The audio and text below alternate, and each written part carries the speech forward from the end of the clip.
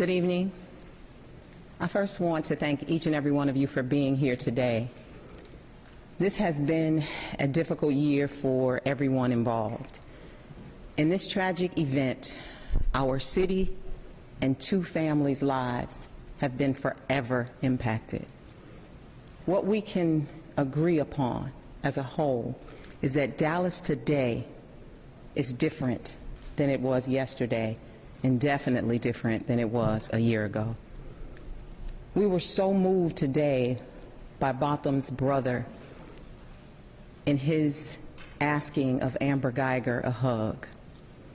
And we were equally moved when the Judge Kemp, gifted her with a Bible. That's the spirit in which I think we want to move forward, with a spirit of forgiveness, faith, and trust that the changes that need to be addressed in this city are addressed, and we make them together. There was sworn testimony that revealed things during this trial that gave me concern. What you saw and heard was disheartening, and I can only imagine the community's perception of who we are as a Dallas Police Department, and if we're truly honest with one another, what law enforcement is or who law enforcement is across this country. What I can say is that the testimony that came out in this trial is not reflective of the men and women of the Dallas Police Department. The men and women of the Dallas Police Department show up every day with integrity, professionalism, and dedication to protecting the residents of this community. And it doesn't reflect where I want to take this organization, along with my command staff. I stand before you today fully committed to making the changes that need to be made. I'm committed to leading a city that will have the trust of the community. I acknowledge that there are things that we need to change. There are areas of concern that we need to address, and I pledge that we will make those changes. Changing the perception of law enforcement, it begins with us. We must double our efforts to continue to build trust. We must ensure that our partnerships are stronger than they ever have been before. I would like to thank those community groups who have worked alongside of us for the past years, before and during the trial. We cannot do this alone. We must come together. We must come together not only to heal, but to work hand in hand so that Dallas becomes the model of a safe city that the rest of the world can follow. And with that, I will take any questions that you have. You mentioned the word change. Can you expound at all on what type of change you'd like to see just based off what you observed in this 7-day trial?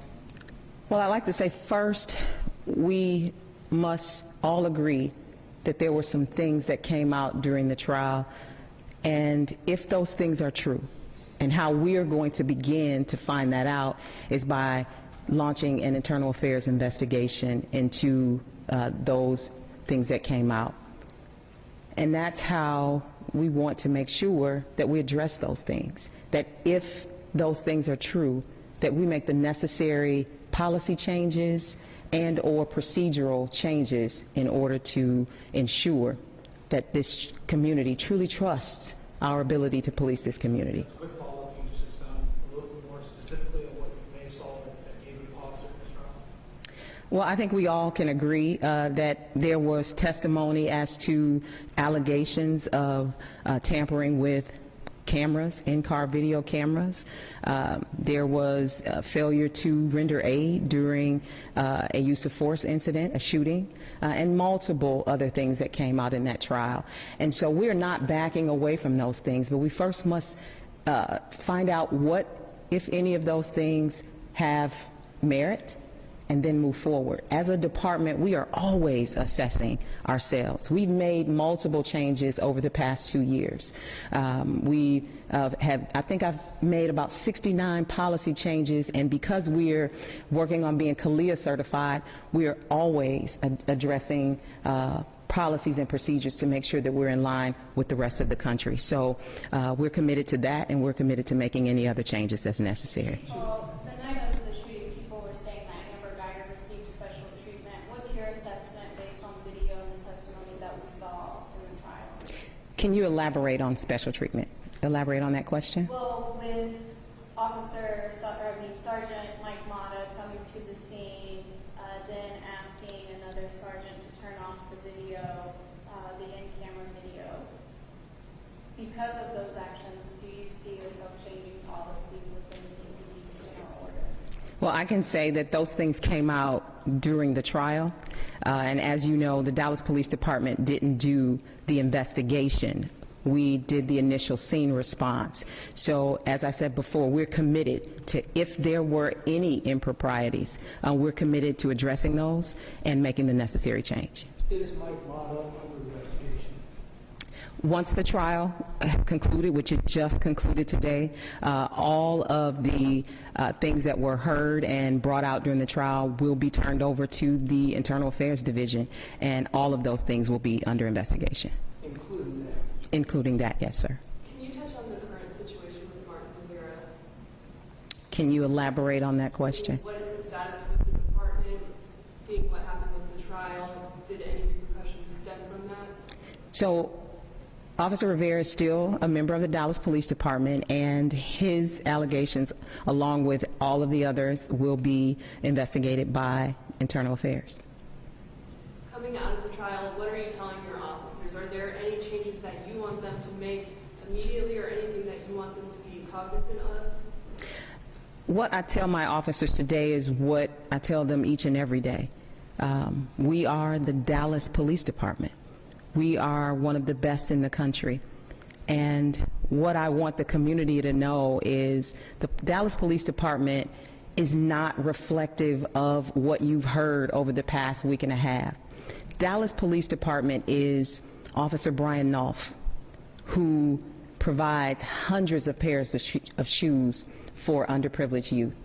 It's Officer Lamar Glass, who works in Southeast, who provides food during the holidays for underprivileged families.